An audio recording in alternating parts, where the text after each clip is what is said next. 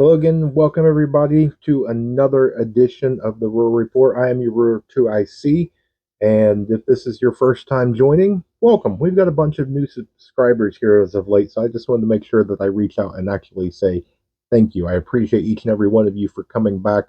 The love and support that I've been getting here recently is just phenomenal. Um, in this one, we go over the Israeli conflict and the other news headlines around the world, and then bringing it back to the homeland, which this will probably be the last time that you see the thumbnail, and we'll actually just probably call this the Rural Report. So, or just the report, something along those lines. We're going to change it up because here, as of late, it's kind of gotten a little stale over there. Not taking anything away from what's going on. It's just there's 50, 75 headlines, but it's all the same stuff over and over and over. There's nothing really big or anything that is a cause for like a major upbringing or anything. I try and keep these short, so I only try and do just what I feel is really important, what you should be made aware of. So without further ado, let me jump into these, and again, in no particular order. So the first thing I want to talk about is the International Criminal Courts has announced that South Africa, Bolivia, Bangladesh, as well as a handful of others, have joined Turkey with an official application to investigate Israel. Now, I'm not picking sides in this, okay? Mine is data point. Keep in mind of all these countries that are coming out and are saying, hey, we are for or we are against. I don't really see anybody taking a neutral stance to this, okay? So take your emotions out, take a step back, and just look at the 5,000 foot view. Where's everybody going on the maps with all this? Where's everybody going? Where's the chips going to land when all this happens? What's going to be in the aftermath when the dust settles? So again, data points. Just keep these in mind. Next, in Athens, Greece, there was an anti-American demonstration. This was held in front of the U.S. Embassy. There was an estimated about 25,000 people in attendance. And just to give you an idea, a few of the chants that was heard in the videos include America is killers of nations and the simple NATO out. Okay. As well as there was some images and videos of them burning American flags. Data point. Okay. Keep that in mind. This is, and I've been seeing a few of these. This is the biggest one I've seen so far. But we've seen anti-Israel and Palestine and anti. We've seen the antis all over the place. This is the first one that I've seen of anti uh, United States. This magnitude in the recent times. Okay, so data point on that. You're starting to see a lot of people's frustrations, angers with social media. Everybody wants to take a stand and get out and have their voice be heard. And it's all that you just got to take a step back and see what's going on, take little notes.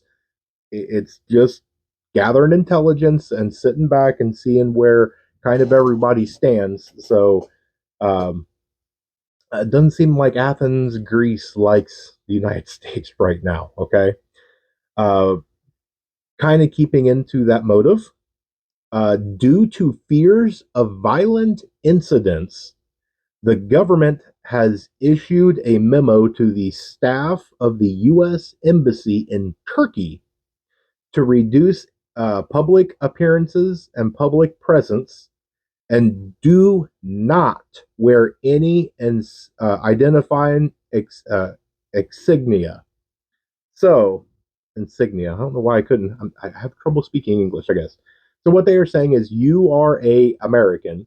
You work for the government, the American government. You are at an embassy representing the Americans. on American soil, because wherever there's a embassy, that is considered American soil. So you are an American, technically on American soil, working for the U.S. government, and the U.S. government says, "Hey, that little U.S. pen, take that off." I don't like that. I mean, I get it. There's other things to worry about. I fully get it. Uh, just letting you know what's going on in the world. Data point, okay? Got it down. Uh, but you may ask, well, why? What's going on over in Turkey? Well, this just popped out in the news. So the Turkish Naval Forces commander issued a statement, quote, "We declare that we do not want NATO or America in the Black Sea." Okay, maybe that's why uh, we're telling our people not to wear anything that identifies you as an American over there. It seems like Turkey's not really happy with the United States right now, and they're telling you to, you do your thing, stay out of the bubble. Data point. Keep this in mind. This is an interesting one. So I saw a report come out that Russia will soon test its Sarmat nuclear capable ICBM by launching it towards a neutral waters site. I believe it's going to go Pacific, but this test is going to go around the globe. So, reading this article, Russia is going to launch a ICBM as a test to go completely around the world. Uh, that's interesting for me. It may not be for you. Yes, I understand. And actually, Bear from Bear Independent did a really good video today where he was like, all these headlines, while they're interesting in some, aspect and various things, um, what's going on in your local community, what's going on with your neighbors in your neighborhood is way more important than this stuff. And I agree. I absolutely agree.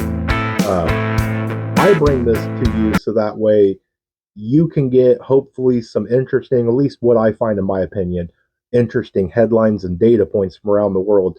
So you don't have to sit there and check all these other places. Now, when I give you this right here, I read a headline, and if you want, you take that and you go search it, and so you can find out more things about it and do the research for yourself.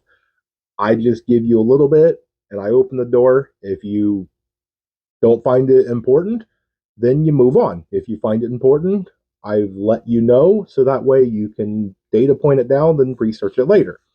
So, moving on, let's go to the home front real quick because these couple is really important.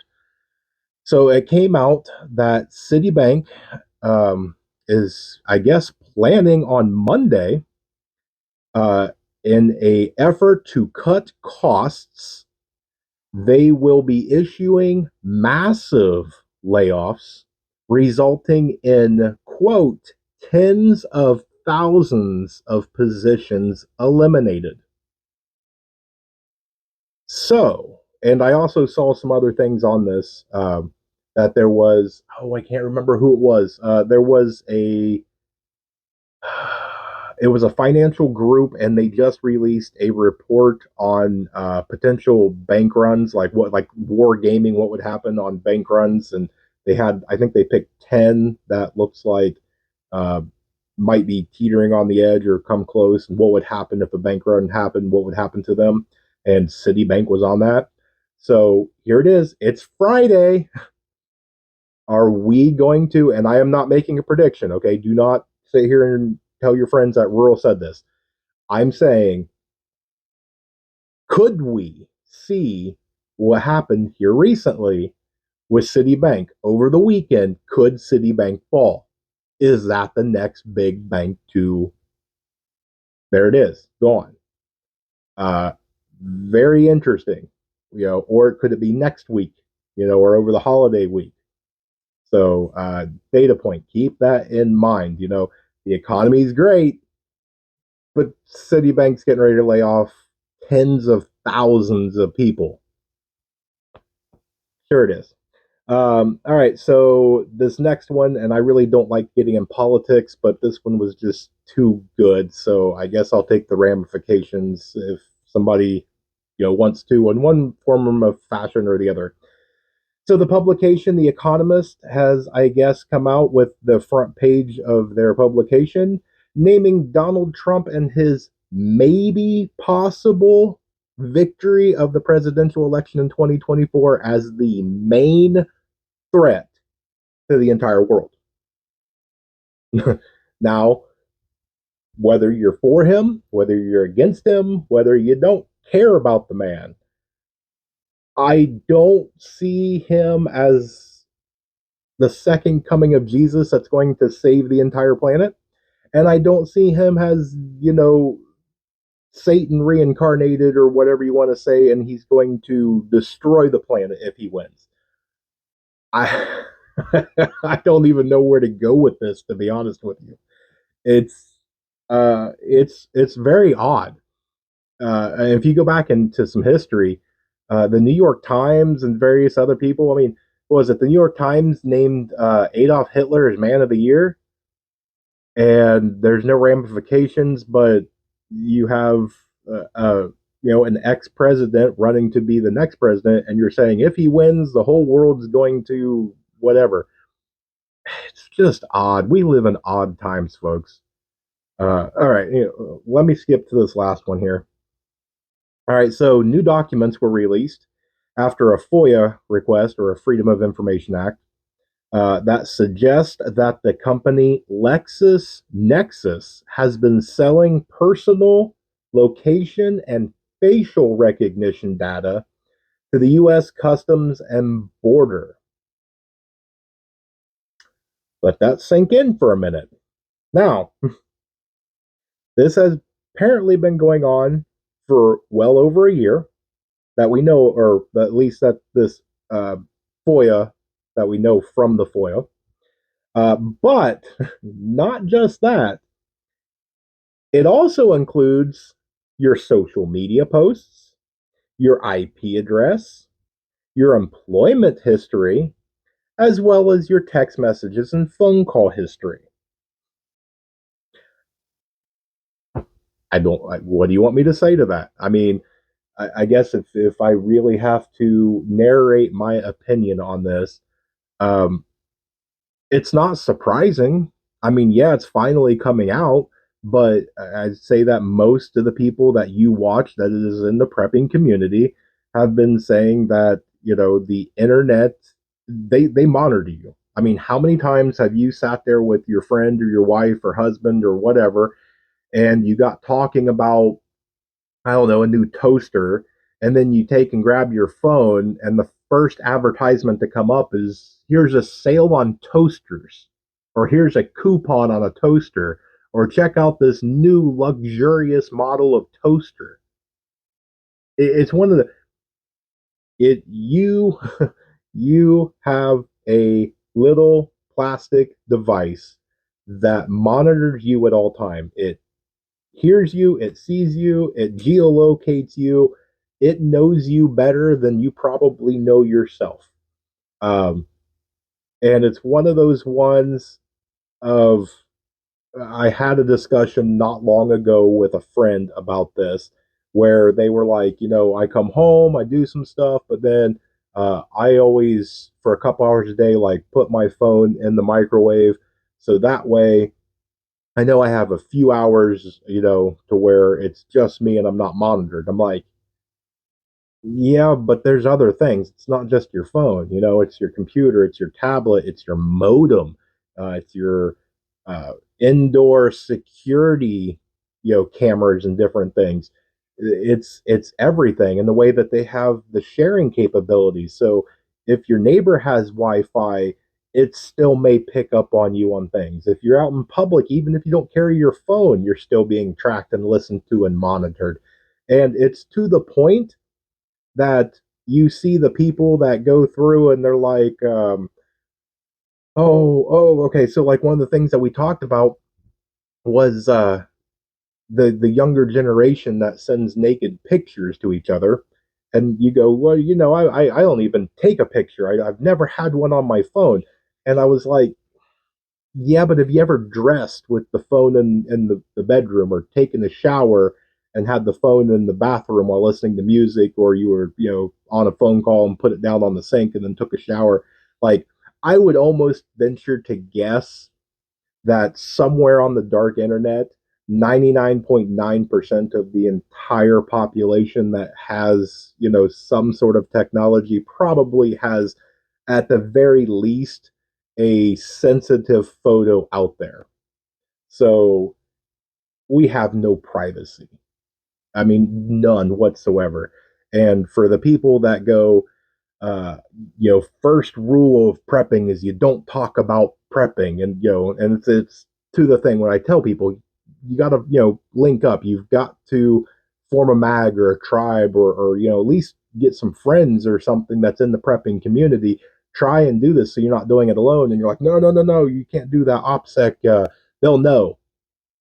Okay, well, if tinfoil hat with me just for a second, if you think that there's going to be government agencies, three-letter alphabet soup stuff that is going to do martial law and come take your stuff and all this other things, they are well funded, well organized, well trained, and there is a lot of them. And if it's just you, they already know everything about you. So to maybe take a chance with somebody to have a little bit of help might be a good idea.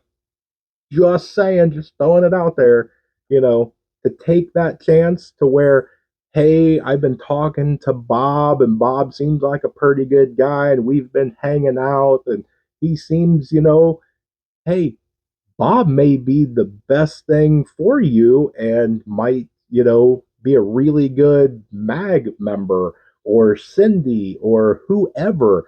They might be the perfect MAG member or tribe member or group member or whatever you want to call it, to where they complement and can really help you, and you can help them, and it gives you better numbers and better odds. But you don't want to take that chance. Mm, that's up to you. I'll leave that up to you. I'm not telling you to do anything. I'm saying for myself, um, I would like to have people, and I'm okay with feeling people out. And if you are a decent judge of character, you can talk to somebody, and usually you get a sense of what they are. And if they are, no, you don't hoard water. If you buy more in a case, it's bad and it's hoarding water. Okay, uh, great talk. Have a good day. You move on. You get somebody else and you strike up a conversation, especially if you go to some of these prepping, homesteading events and things like that. There's events all over the United States that, for those people that go, hey, I can't find anybody, I don't know anybody around here, it's difficult. Maybe look for a prepping event or a homesteading event or something along those lines, because uh, they're like-minded people in your area. Just saying, okay? So, all right, I've rattled long enough. I can see the little numbers right there, and this video has gone on longer, so I'm closing my book. And so, there we go. I've got local prepper I'm doing an interview with tomorrow, and I will release it tomorrow because we are doing it in the morning. And then Sunday, I am going to do the interview with Nicole from Living Free in Tennessee. Then I've got Tuesday with Justin from JK Survival Bushcraft. And then I've got a couple more that I'm nailing down. And so there's some really, really fun, interesting interviews coming up that you're definitely not going to want to miss. Not to forget the Wednesday workshop live stream. So make sure you check that out if you can. I know it's right before Thanksgiving, but we're going to do it and see what it is. So if you have the time, 9 p.m., come hang out with us. That's it. That's all I've got. More information to come. God bless each and every one of you. Thank you so much for tuning in. And just remember, above everything else, remain united, because we're all prepping in this together.